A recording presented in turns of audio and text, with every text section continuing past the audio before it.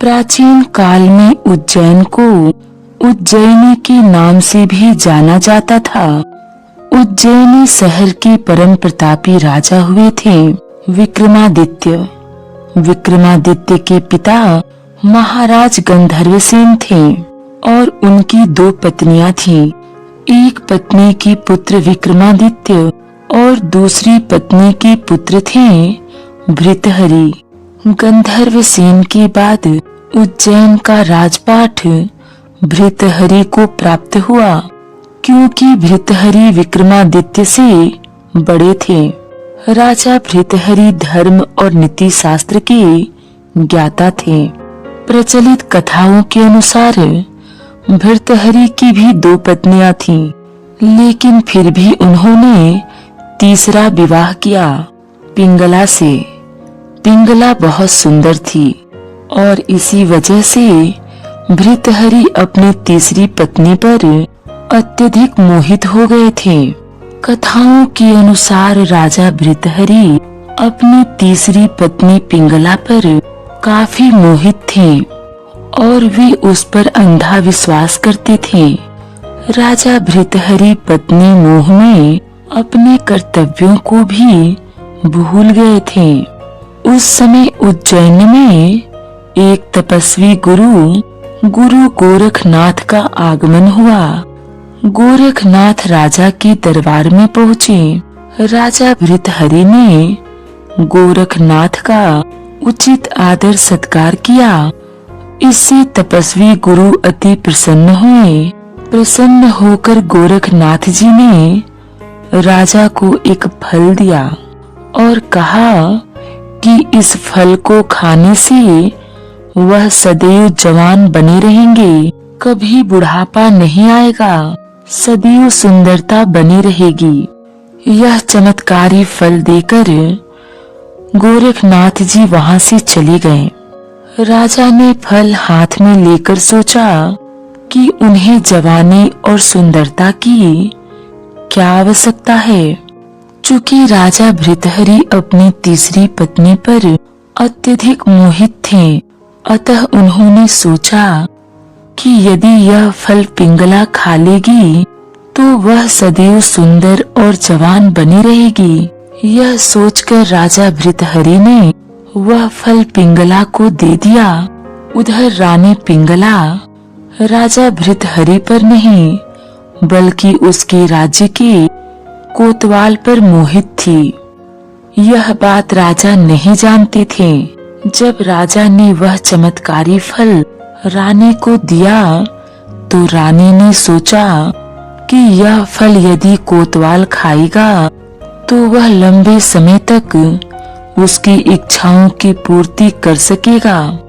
रानी ने यह सोचकर वह चमत्कारी फल कोतवाल को दे दिया, किंतु वह कोतवाल एक वेश्या से प्रेम करता था और उसने चमत्कारी फल उस वेश्या को दे दिया ताकि वह वेश्या सदैव जवान और सुंदर बनी रहे। इधर उस वेश्या ने फल पाकर सोचा कि यदि वह जवान और सुंदर बनी रहेगी तो उसे यह गंदा काम हमेशा करना पड़ेगा।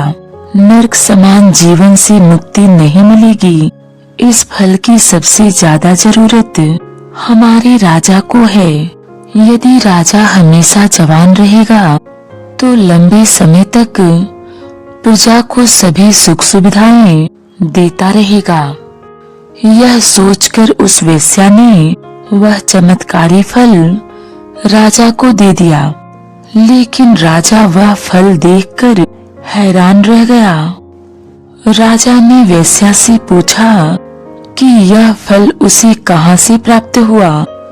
तब उस वेश्या ने बताया कि यह फल उसे कोतवाल ने दिया है। तब राजा भृतहरि ने तुरंत कोतवाल को बुलवा लिया। सख्ती से पूछने पर कोतवाल ने बताया कि उसे यह फल रानी पिंगला ने दिया है।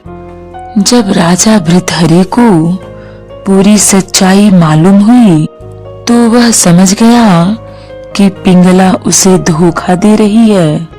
अपनी प्रिय पत्नी से धोखा पाकर भृतहरि के मन में वैराग्य जाग गया और वे अपना संपूर्ण राज्य अपने छोटे भाई विक्रमादित्य को सौंपकर उज्जैन की एक गुफा में आ गए। इसी गुफा में भृतहरि ने 12 वर्षों तक तपस्या की।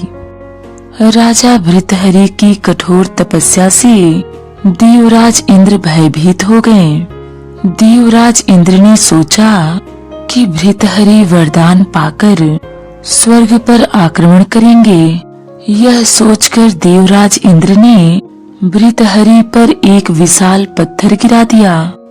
तपस्या में बैठे भृतहरि ने उस पत्थर को एक हाथ से रोक लिया और तपस्या में बैठे रहे।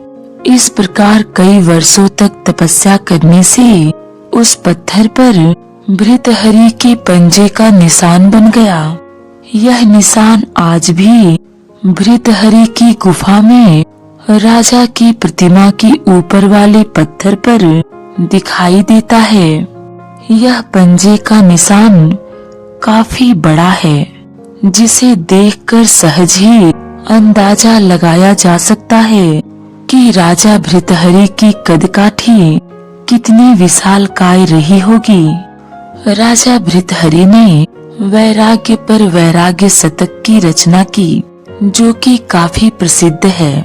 इसके साथ ही राजा भृतहरि ने श्रृंगार शतक और नीति शतक की भी रचना की।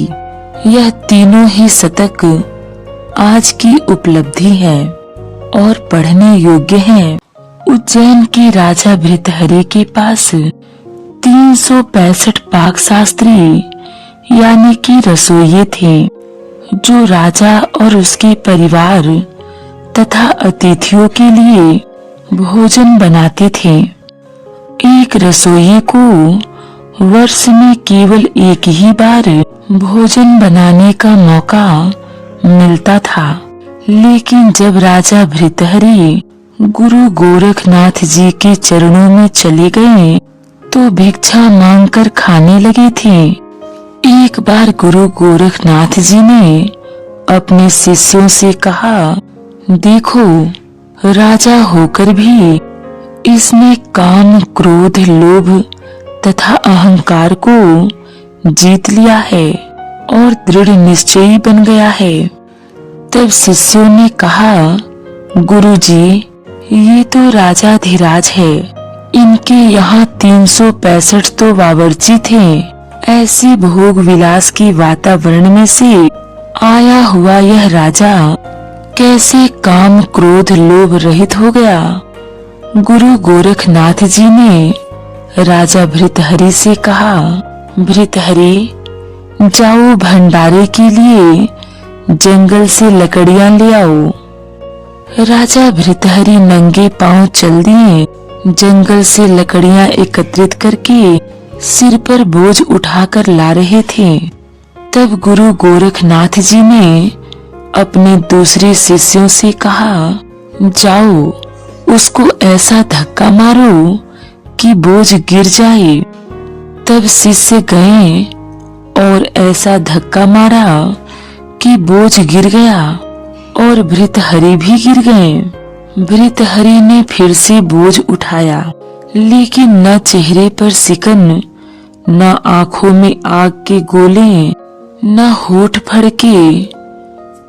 गुरुजी ने चेलों से कहा, देखो, भृतहरि ने क्रोध को जीत लिया। तब शिष्य बोले, गुरुजी, अभी तो और भी परीक्षा लेनी चाहिए। थोड़ा सा आगे जाते ही गुरुजी ने योग शक्ति से एक महल रच दिया। गुरु गोरखनाथ जी भृतहरि को महल दिखा रहे थे। सुंदर सुंदर युवतियां, नाना प्रकार के व्यंजन और सेवक उनका सत्कार करने लगे। लेकिन भृतहरि उन युवतियों को देखकर कामे नहीं हुए और उनके नखरों पर क्रोधित भी नहीं हुए। चलते ही गए। तब गुरु गोरखनाथ जी ने शिष्यों से कहा, अब तो तुम लोगों को विश्वास हो ही गया कि भृतहरि ने काम, क्रोध, लोभ आदि को जीत लिया है। लेकिन शिष्यों ने कहा, गुरुदेव एक परीक्षा और लीजिए। गोरखनाथ जी ने कहा, भृतहरि हमारा शिष्य बनने के लिए परीक्षा से गुजरना पड़ता है। तुम्हें 1 महीना मरुभूमि में नंगे पैर पैदल यात्रा करनी होगी। भृतहरि अपने निर्दिष्ट मार्ग पर चल पड़े। पहाड़ी इलाका लांघते लांघते राजस्थान की मरुभूमि में पहुँचे। धधकती बालों, कड़ाके की धूप, मरुभूमि में पैर रखो तो बस जल जाए। 1 दिन 2 दिन यात्रा करते करते 6 दिन बीत गए। 7वें दिन गुरु गोरखनाथ जी अदृश्य शक्ति से अपने प्रिय चेलों को साथ लेकर वहां पहुँचे। गोरखनाथ जी बोले, देखो यह भृतहरि जा रहा है। मैं अभी योग बल से वृक्ष खड़ा कर देता हूँ। वह वृक्ष की छाया में भी नहीं बैठेगा। अचानक मरुभूमि में वृक्ष खड़ा हो गया। चलते चलते भृतहरि का पैर वृक्ष की छाया पर आ गया तो भृतहरि ऐसे उछल पड़े मानो अंगारों पर पैर पड़ गया हो। मरुभूमि में वृक्ष कैसे आ गया? छाया वाले वृक्ष के नीचे पैर कैसे आ गया? गुरु जी की आज्ञा थी मरुभूमि में यात्रा करने की। भृतहरि दूर हट गए। गुरु जी कहने लगे, देखो भृतहरि कैसे गुरु की आज्ञा मानता है। जिसने कभी अपने पैर गलीचे से नीचे नहीं रखा, वह मरुभूमि में चलते चलते पेड़ की छाया का स्पर्श होने से अंगारे जैसा एहसास करता है। गुरु गोरखनाथ जी अपने चेले की दृढ़ता पर बड़े खुश हुए, लेकिन अन्य शिष्यों के मन में ईर्ष्या थी। शिष्य बोले, गुरुजी यह तो ठीक है, लेकिन अभी तो परीक्षा पूरी नहीं हुई।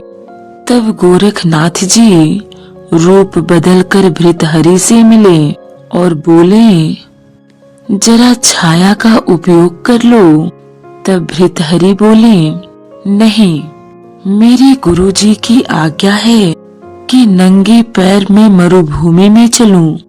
तब गोरखनाथ जी ने सोचा, अच्छा कितना चलते हो देखते हैं। थोड़ा आगे गए तो गोरखनाथ जी ने योग बल से कांटे पैदा कर दिए। ऐसी कटीली झाड़ी कि भृतहरि के वस्त्र फट गए, पैरों में सूल चुभ गए।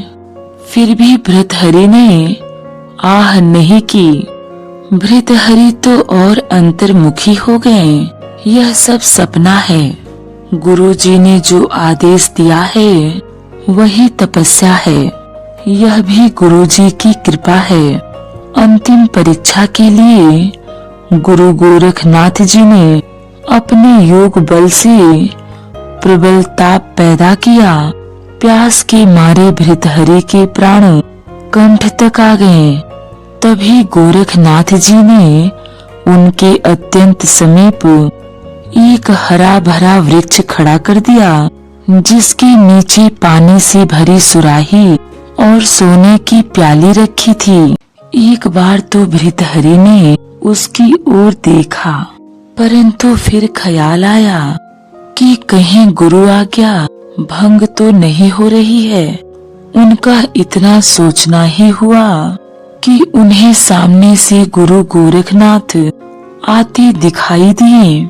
भृतहरि ने गुरु को दंडवत प्रणाम किया।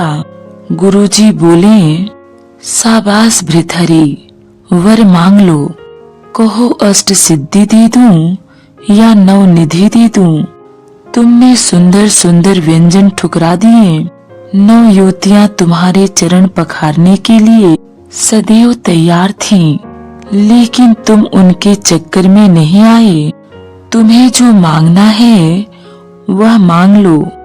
तब भृतहरि बोले, गुरुजी, बस आप प्रसन्न हैं, मुझे सब कुछ मिल गया। शिष्य के लिए गुरु की प्रसन्नता सब कुछ है। आप मुझसे संतुष्ट हुए। मेरे करोड़ों पुण्य कर्म और यज्ञ तप सब सफल हो गए। गोरखनाथ जी बोले, नहीं भृतहरि, अनादर मत करो। तुम्हें कुछ न कुछ तो लेना ही पड़ेगा, कुछ न कुछ मांगना ही पड़ेगा। इतने में ही रेत में एक चमकती हुई सुई दिखाई दी। उसे उठाकर भृतहरि बोले, गुरुजी, मेरे वस्त्र फट गए हैं, सुई में यह धागा पिरो दीजिए ताकि मैं अपने वस्त्र सी लूं। यह सुनकर गोरखनाथ जी और भी प्रसन्न हुए कि हद हो गई, कितना निरपेक्ष है। अष्ट सिद्धियां 9 निधियां कुछ नहीं चाहिए। मैंने कहा कुछ मांगो तो कहता है कि सुई में जरा धागा डाल दीजिए। गुरु का वचन रख लिया, कोई अपेक्षा नहीं। भृतहरि, तुम धन्य हो गए।